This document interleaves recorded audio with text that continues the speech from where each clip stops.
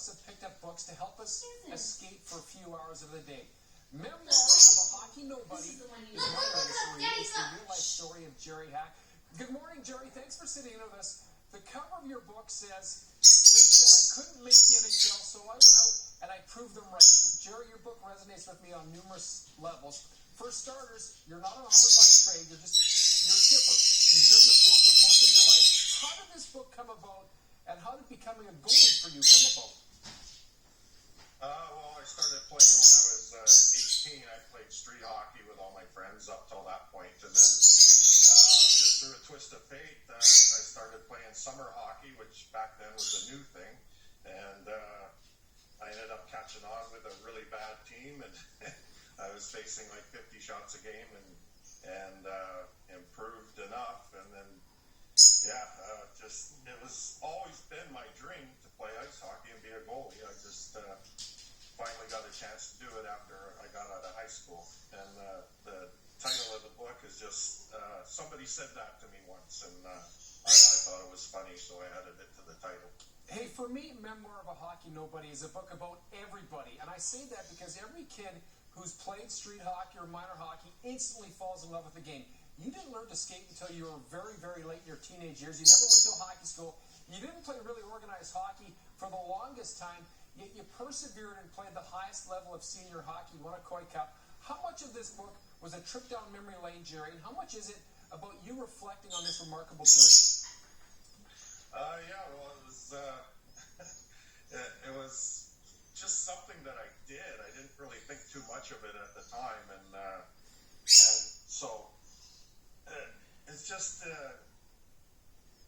people say it's about determination and following your dream, and it is kind of, but for me it was just something that I love to do, and I wanted to get paid to do it, as like everybody, and so that opportunity presented itself when I was 26, and I paid my own way out to Saskatchewan. I ended up in a senior AA team, and I ended up making the team and staying for 3.5 years. Reading your book, it's obvious how much you love the experience as well as the challenges associated with becoming a pretty darn good goalie. But you also write passionately, Jerry, about your dear friend Randy Aitken, who passed away when you were both teenagers.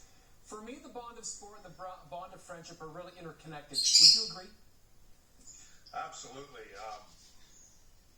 The people that I met along the way, Randy included, I still have those friendships to this day, and even though I haven't played since 2014, I'm still very tight with a lot of my ex-teammates. We keep in touch on Facebook, and we reminisce all the time, and that's how the book actually came about. Was I was just posting stories on Facebook, and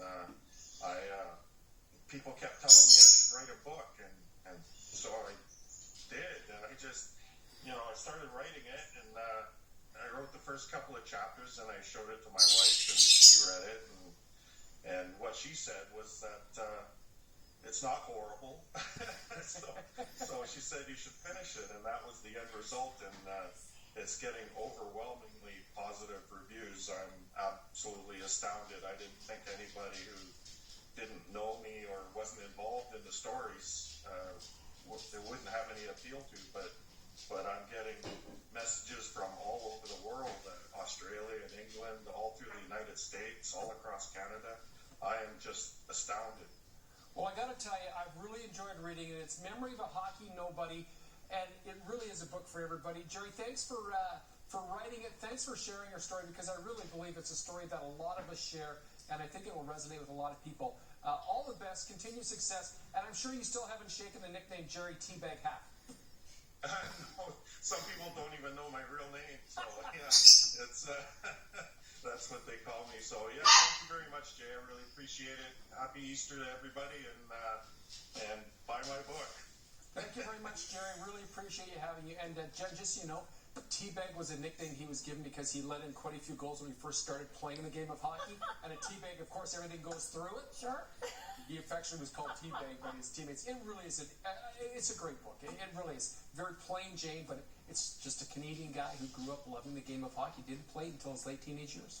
Amazing. Thank you so much for bringing us that interview. Yeah. Great. Thanks, Jay. Still ahead, the restaurants